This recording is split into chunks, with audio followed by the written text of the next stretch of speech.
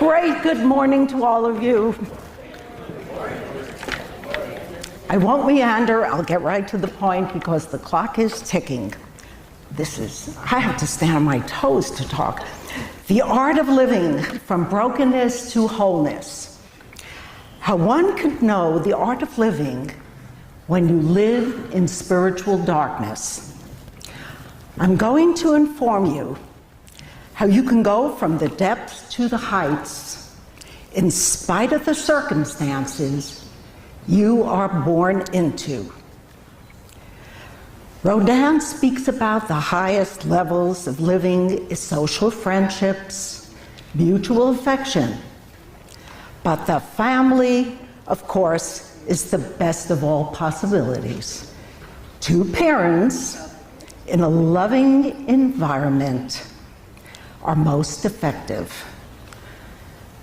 But what if you have two parents that love themselves more than they love their children? A narcissist and a sociopath. You don't exist. Your mind starts to search for something meaningful to hold on to.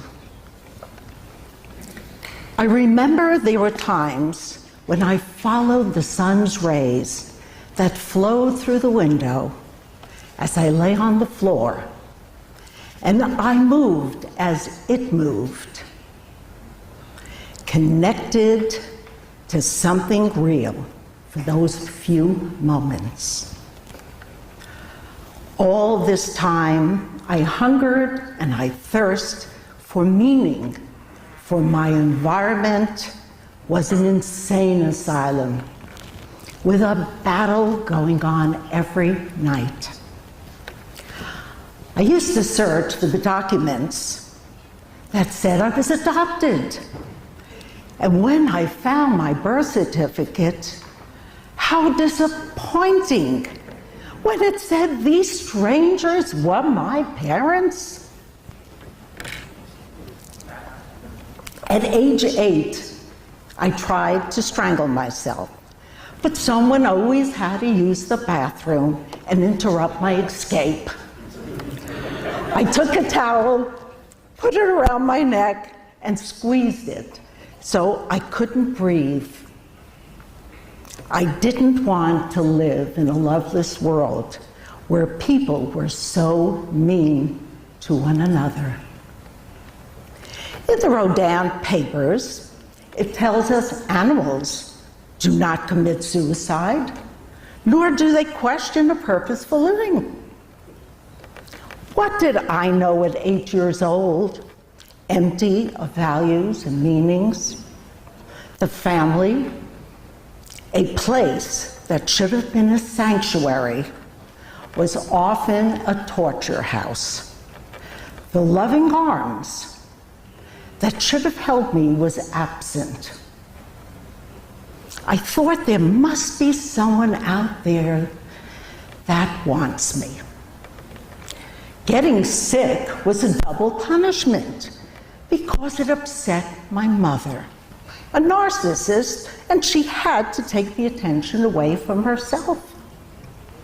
She was also a rageaholic, as dishes and forks and whatever she could get her hands on went flying across the dinner table to throw at my father. Never knives, since we only had one. But all along, my indwelling counterpart had a plan for me.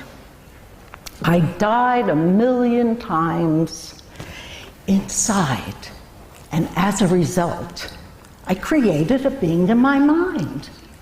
Someone to cry, someone to talk with, and someone to comfort me. When there is a meaningful relationship with God, life is not empty, says Rodin. But what do you do when your family are atheists?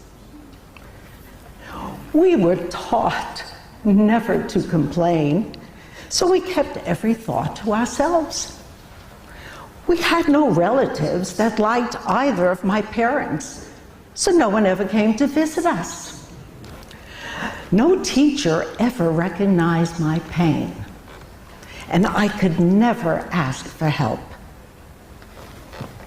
The saving grace was I lived in New York City, and you played on the street with all the other children, and you only came in for dinner and to sleep.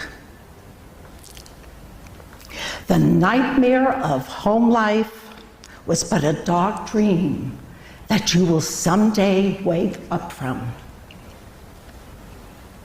The social environment was wonderful. There were no discrimination. Everyone played together, all genders, races, ages, to form a team.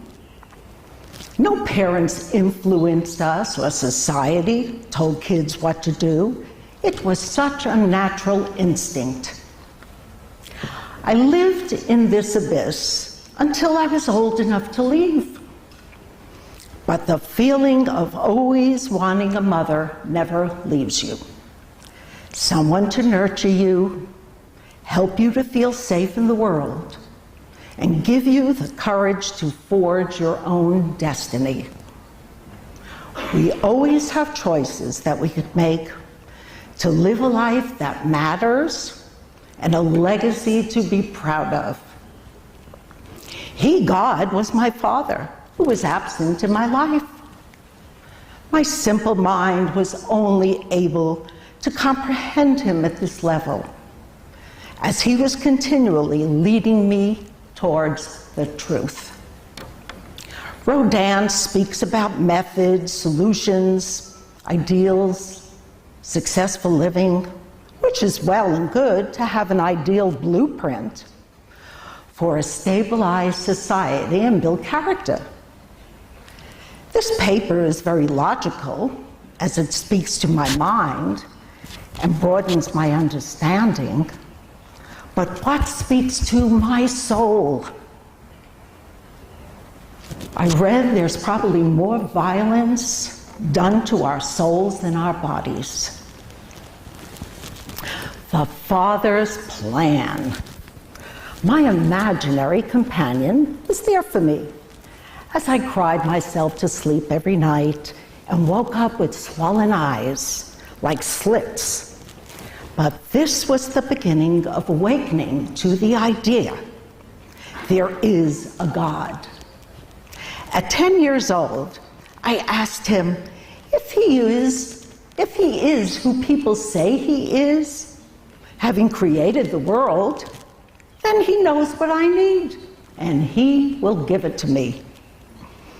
I gave him my list of values, qualities, and desires that I needed to survive with. My values I acquired from the movies, identifying with happy messages of good. I created an image for myself to achieve. Step by step, the Spirit revealed himself in my life. Little did I know I had already established a personal relationship with God. He was and is my best friend, my soulmate, who I will traverse eternity with. Who planted all these thoughts in my mind, leading, controlling, and adjusting me over the years? Perhaps it happened because I was empty, waiting to be filled. My adjutant mind spirit of curiosity led me to seek out the unknown. And as the years passed, I had several clairvoyant experiences and knew and saw things ahead of time, but only if the Spirit wanted me to. I joined an institute of spiritual development to better understand this unknown world.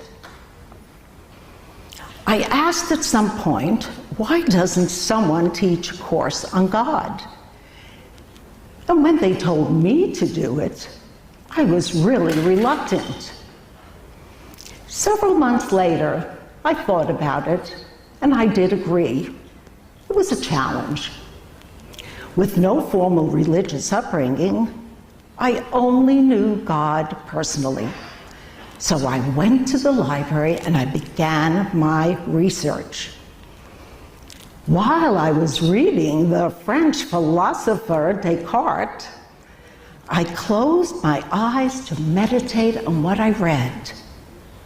And lo and behold, a scroll of words in French went across my mind's eye. I don't know French, but I quickly wrote down what I could remember, and I brought it to work and asked someone what it said.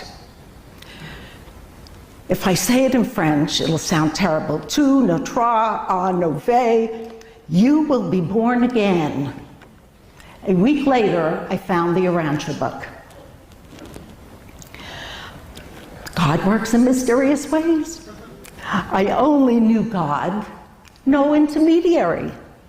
Had no idea there was a spirit or a son, but the power of the Father was everything I needed. That spiritual gravity urge to commune with Him and meditate became so habit-forming that it balanced my energies and really saved my life. Rodin talks about the search for God is greater than all humanity, and the stability of personality can be experienced only by those who have discovered and embraced the living God as the eternal goal. This requires that man shall become regenerated, converted, to be born again, a recreated child of the divine Spirit. I trusted God, as Michael trusted Emmanuel, to maintain stability in the universe during his 7th bestowal. I never doubted God, but desperately needed His guidance to grow in purpose, meaning, and value.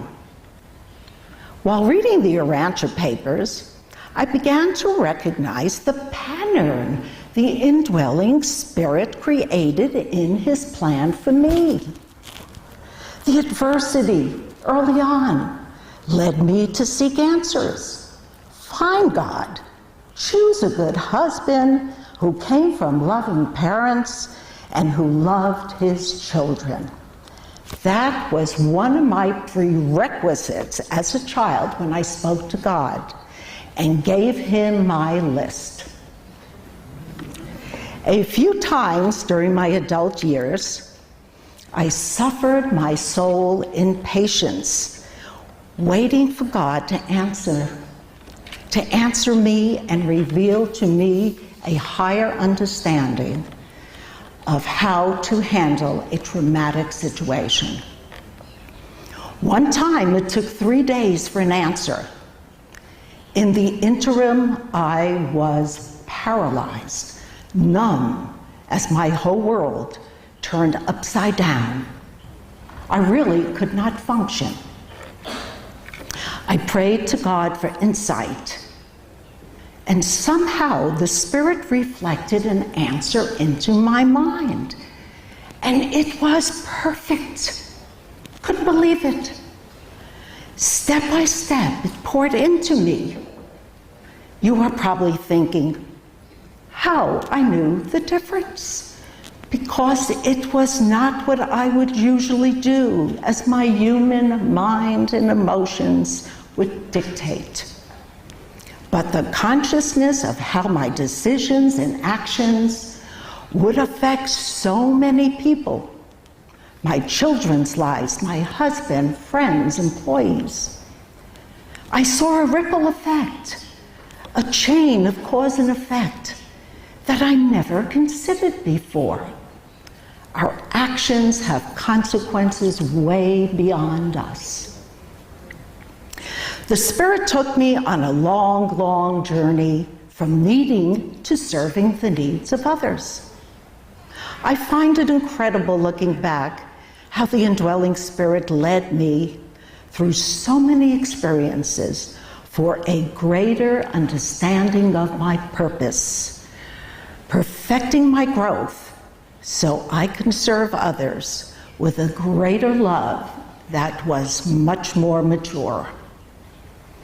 Our Creative Father makes provisions for all his creatures and all his creations. If one area of life is deficient and you start off with a handicap, he leads you to another, as long as your mind is open and receptive. I had the opportunity at a retreat to partner with a 29-year-old PhD student from Johns Hopkins Cancer Research Program. We were total strangers, not even our names were known to each other. We did an exercise of total silence, holding hands and looking into the eyes of the soul.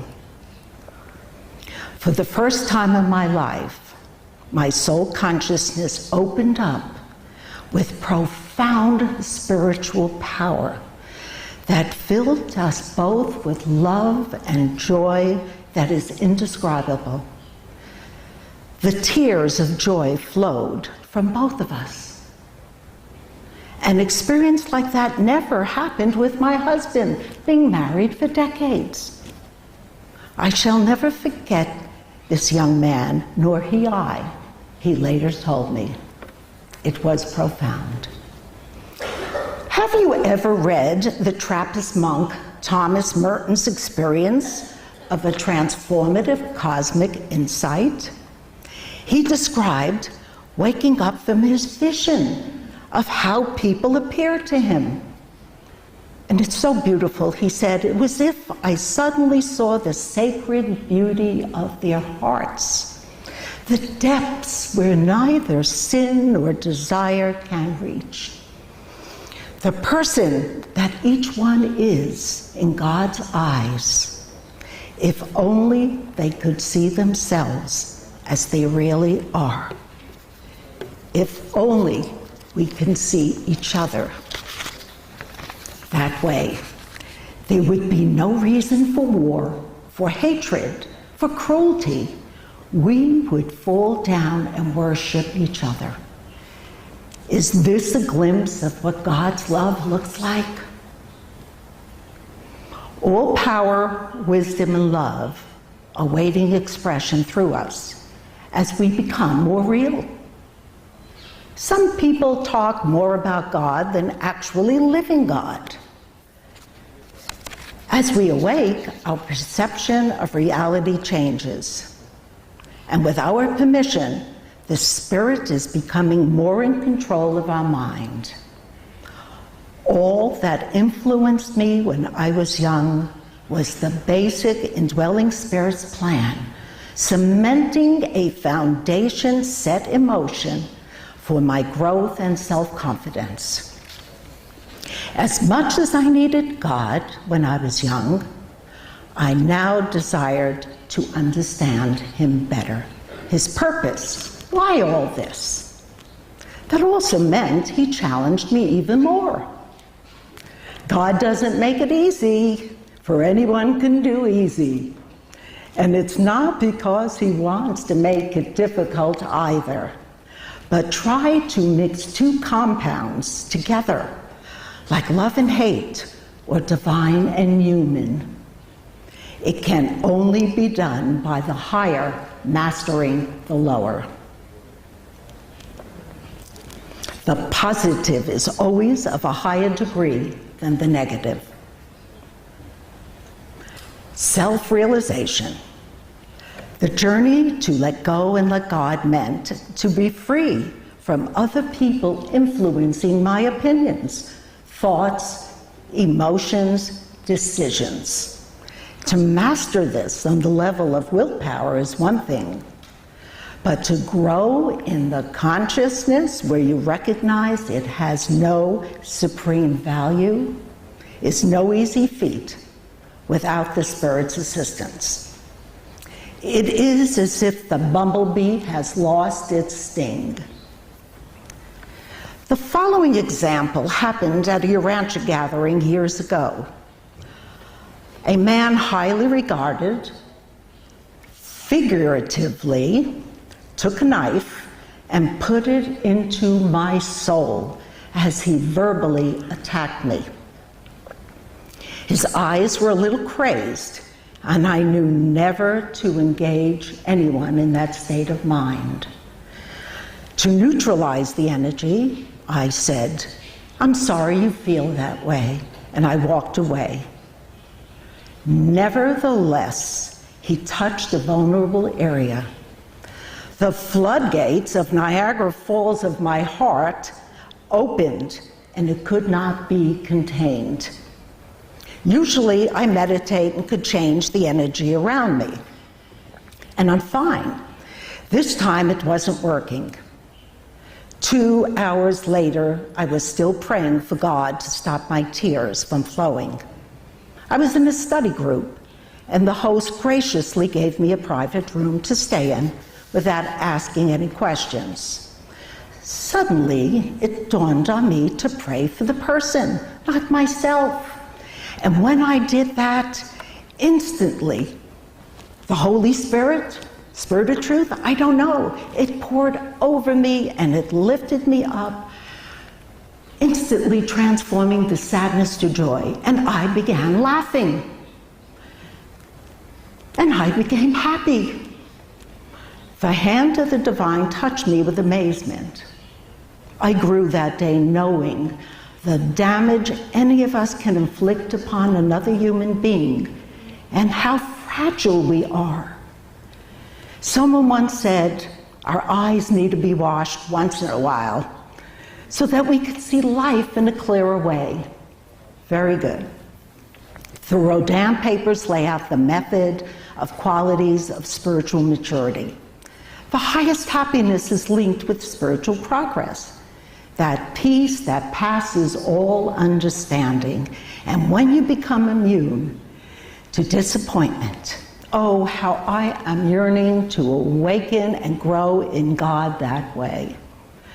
To live God is the challenge.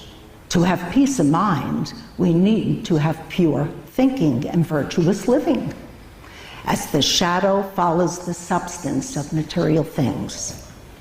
It all sounds so good. I love what Eleanor Roosevelt wrote. She said, "It takes courage to love, but pain through love is the purifying fire, which those who love generously know. And if you shut yourself up like a clam in a shell, you give out nothing, and you receive nothing, until life is a living death." Can any of us worship God and be unkind deliberately, immoral? What happens? There's a feeling of guilt, conscience, perhaps disappointment in ourselves. For once you commit to do the will of God, there comes a responsibility to do the right and unselfish thing. These are the challenges in front of us. His expectation is loyalty to the truth. There is no half-heartedness if you sign the contract to stay the committed course. Only in a state of peace can the human heart find happiness and joy, the art of living. Life could not thrive in an environment of hostility if it is not balanced with love. If God resides in a place where pure spiritual love and harmony exists, and we are out of sync with that, what could the results be? A disconnect, an emptiness, a void. It becomes evident as love flows within us, our attitude towards others change. In my experience, I became a much more thoughtful person, looking to help and uplift others. My personality became more balanced. I prayed to God to serve. other people in some capacity. And it came quite unexpectedly, one after the other. What a gift I was given. The cooperation from our overseers is just waiting for us to ask.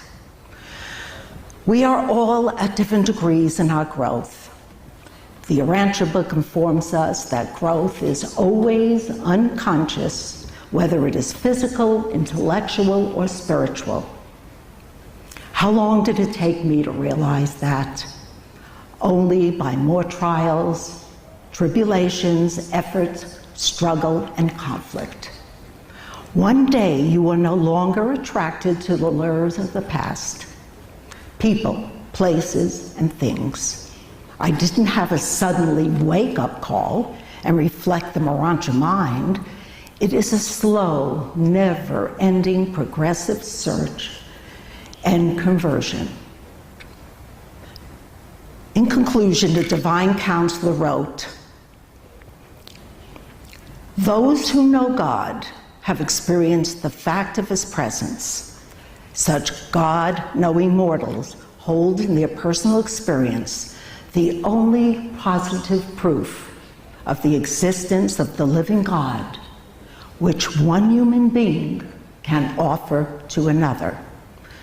The existence of God is utterly beyond all possibility of demonstration, except for the contact between the God consciousness of the human mind and the God presence of the Spirit of God that indwell the mortal intellect and is bestowed upon man as the free gift of the Universal Father." Thank you.